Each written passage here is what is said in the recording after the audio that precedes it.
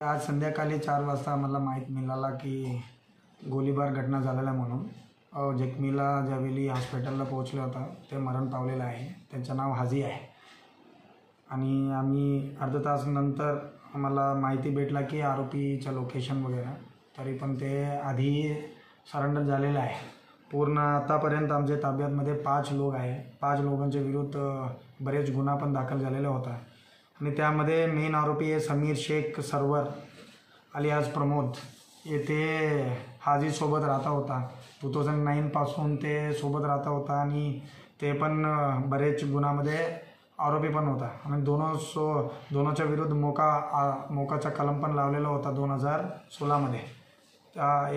या क्राईममध्ये पण ते दोघा जेलमध्ये होता. बट तरी पण मागचे 3 वर्षापासून त्यांच्या काही पर्सनल खुन्नस पण आहे आणि त्यांच्या झगडा भांडण चालू होता आणि आज विचारपूस केलेला आहे समीर शेखला. त्यांचं म्हणणं असं आहे की ते मला मारण्यासाठी प्रयत्न करतो असा काही नागपूरमध्ये त्यांना माहिती भेटलेला होता. तो त्यांच्या आधी त्यांना डिसाईड केला की त्यांना मारण्यासाठी.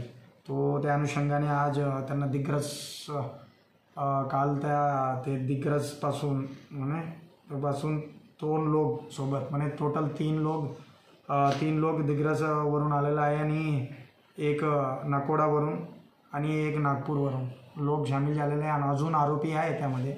बट आतापर्यंत आम्ही 5 लोक नेम समीर शेख, प्रशांत राजेंद्र मलवेनी, निलेश, श्रीकांत आणि राजेश हे लोकांना आता ताब्यात घेतलेला आहे आणि त्यांच्यासोबत आम्ही 4 वेपन अवैधरित्या जो फायरआर्म आहे त्यांना पण जप्त केलेला आहे आणि चाकू पण जप्त केलेला आहे आणि जे पुढच्या कारवाई आता गुन्हा दाखल करून त्यांना अटक करून पुढचा तपास सुरू करणार आहे.